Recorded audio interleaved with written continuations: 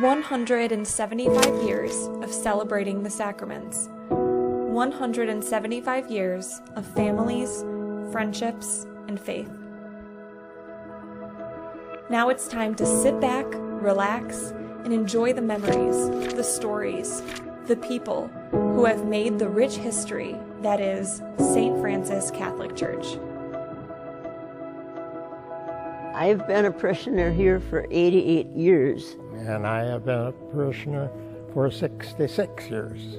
When we got married, he became a parishioner, a good parishioner. I was usher for I don't know how many years, and I served for funerals for years.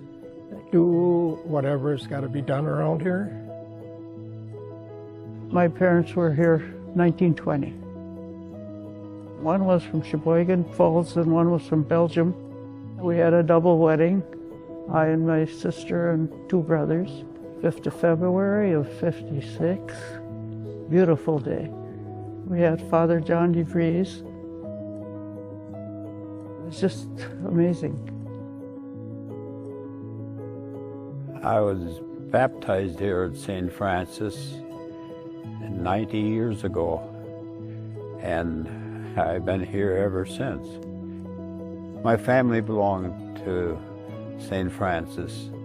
My ancestors were one of the first families that came here in 1848, and the property where I'm living on was abstracted in 1860, and we've been parishioners ever since the first families came in 1848. So our roots are quite deep here in St. Francis. I was married in '59, and I married a man from Hollandtown. And so we moved here in '60, and we moved to his mom and dad's farm, and that's where we raised our 8 kids. And I've been here ever since. I came into Hollandtown when we got married. So it'll be 73 years this summer that I'm here. I've been associated with St. Francis for 70 years minus a year. We got married here, my wife and I. Father Willard Van Lowe, who is a member of this parish, assisted in our wedding. You know, the guy is phenomenal. He really is. I said, you can't find a more kind and gentle soul in this world than Father Willie. Happy birthday, sir. Thank you.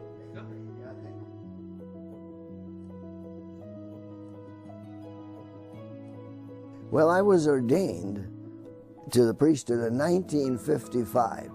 So I had my first Mass at Hollandtown on June 5th, 1955. And I had my first homily there on Christmas Eve of 1954. And the new men's choir, I think that was the first time they sang publicly, or close to that anyway. So those are good memories.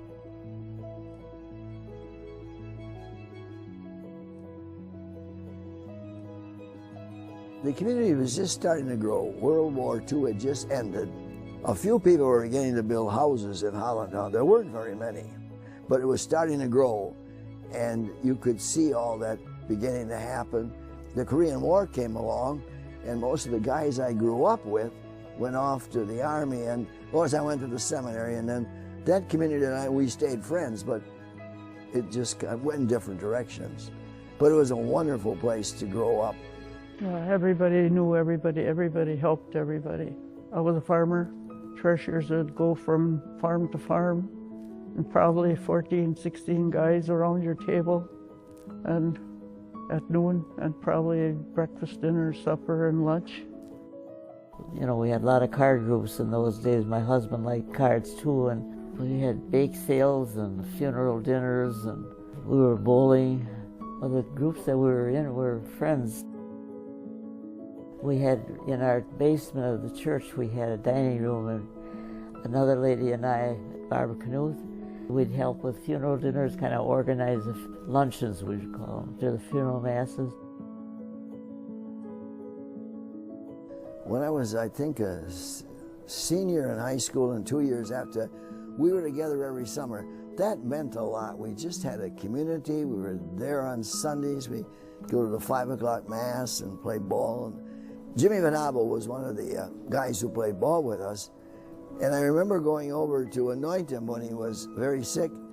And I never forget this. He said, "Willie, we're all rounding third and heading home." And then most of those guys were in the choir.